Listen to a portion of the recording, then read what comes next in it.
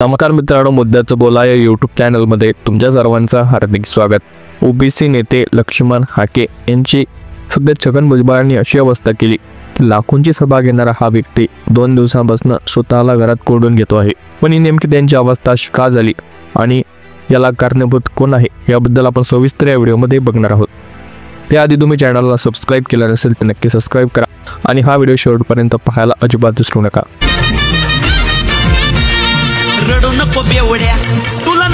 मायांनी धनगरांना कधीच मोठं होऊ दिलं नाही, मायांनी धनगराचं नेतृत्व उभं राहू दिलं नाही, अशा प्रकारचा वादग्रस्त व्हिडिओ सोशल मीडियावरती हाकेंचा व्हायरल झाला आणि तेव्हापासूनच यांची उलटी गिनती सुरू झाली। खरं तर छगन भुजबळ हे स्वतःला ओबीसी नेता म्हणतात, मात्र ते ओबीसीचे नेते नाहीत, तर ते केवळ माळी समाजाचे नेते आहेत असं म्हणावं लागेल। कारण छगन भुजबळांनी आत्तापर्यंत एकाही धनगर समाजाच्या मोर्चाला उपोषणाला पाठिंबा दिला नाही किंवा आता सध्या जालना येथे चालू असलेल्या दीपक बोराडेच्या उपोषणालाही छगन भुजबळांनी कधीच पाठिंबा दिला नाही। जर त्यांचा धनगर आरक्षणाला पाठिंबा नसेल तर ते ओबीसी नेते कसे हा देखील एक मोठा प्रश्न आहे। त्यांनी कधीही बंजारा समाजाच्या आंदोलनाला पाठिंबा दिला नाही, त्यामुळे छगन भुजबळ ओबीसीचे नेते कसे हा देखील एक मोठा प्रश्न आहे।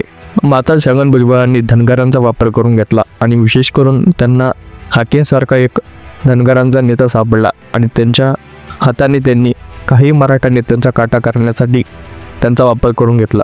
मात्र छगन भुजबळांचा वापर हा संपलेला आहे आणि त्यांनी हाकेंना फेकून दिलेला आहे। त्याच्यामुळे आता ओबीसीला ना दीपक बोराडे या ठिकाणी थांबवलेला आहे। दीपक बोराडेसाठी पहिलं प्राधान्य, शेवटचं प्राधान्य फक्त आणि फक्त धनगर समाज आणि आमच्या लेकरांचे सर्टिफिकेट आहे।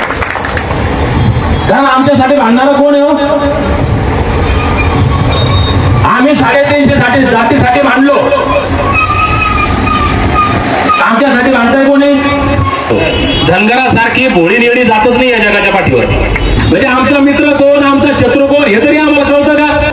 पण भुजबळ साहेब, आमची तुम्हाला हात जोडून विनंती आहे, आता जरा धनगराबद्दल भूमिका स्पष्ट करा। एवढंच नाही तर जेव्हा छगन भुजबळांना प्रश्न केला की हाकेंचा त्या बॅनरवरती फोटो का नाही, तेव्हाही छगन भुजबळ म्हणतात की सगळ्यांचा फोटो लावणं शक्य नाही।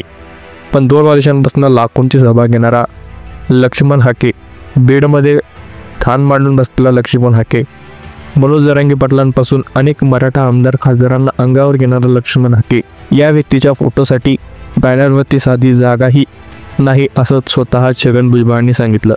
त्यामुळे हाकेंची किंमत त्यांनी किती केली हे तुम्हाला कळेल।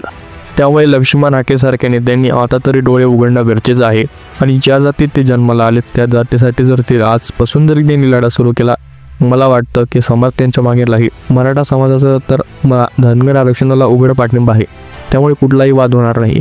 मात्र आपले हक्क अधिकार सोडून 19% असलेल्या ओबीसी समाजासाठी लक्ष्मण हाके हे का रडत आहेत हाच मोठा प्रश्न आहे।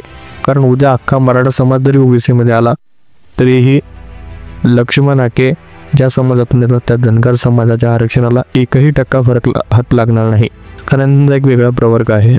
त्यामुळे लक्ष्मण हाके हे गेल्या काही दिवसात सोशल मीडियावरती विशेषतः यूट्यूब व फेसबुकवर अनेक प्रकारचे त्यांच्याबद्दल प्रतिक्रिया उमटल्या। सगळ्यात पहिले पाहूया हाके साहेबांचे समर्थक काय म्हणतात। अनेक जण म्हणतात की हाके साहेब हे ओबीसीचे खरे वाघ आहेत, त्यांनी समाजासाठी लढा दिला आहे, जरी त्यांना डावललेले अपमान केला तरी ते खंबीरपणे उभे राहिले आहेत। काही जणांनी तर हाके साहेब खचून जाऊ नका, आम्ही तुमच्यासोबत आहोत, जय ओबीसी। इतकंच नव्हे तर काहींनी लिंगायत, धनगर आणि इतर समाजातही पाठिंबा दर्शवला। हाके सर, आम्ही लिंगायत आहोत, तुमच्यासोबत आहोत। पण दुसरीकडे विरोधकांनीही जोरदार टीका केली। कोणीतरी लिहिलं वडापाव योद्धा हाके सर, तर कोणी म्हणालं हाके सरांची खरी लायकी नाही, ते पैशासाठी काम करणारे नेते आहेत। पत्रकारांनी घेतलेल्या मुलाखतीत भावनिक झाल्यावर अनेकांनी त्यांची टिंगल केली। पत्रकारांनी चांगलीच मारली, हाके सर रडून जिरवतात। त्यांनी आणखी कडक शब्दात टीका केली, काय ओबीसी नेते सुपारीखोर वडापाव हाके, आता सुपारी भेटणं झाली वाटते। आणखी कुठेतरी लिहिलं भावपूर्ण श्रद्धांजली हाके साहेबांना।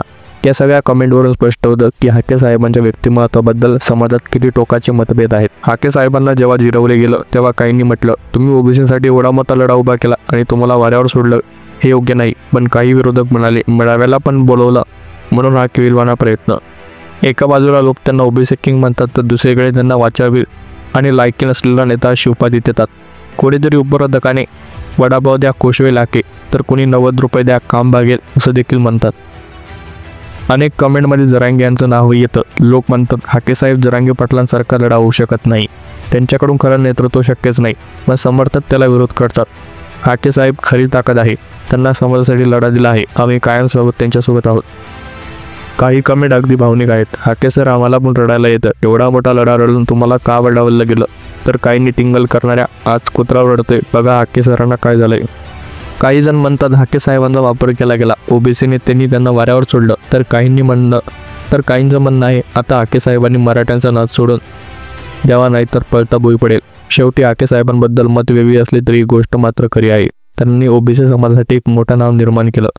म्हणूनच प्रश्न फक्त एवढाच, हाके साहेब हे खरंच ओबीसींचे वाद ठरतील का, ते सोशल मीडियावर हशा टिंगर होणारे एक तात्पर्य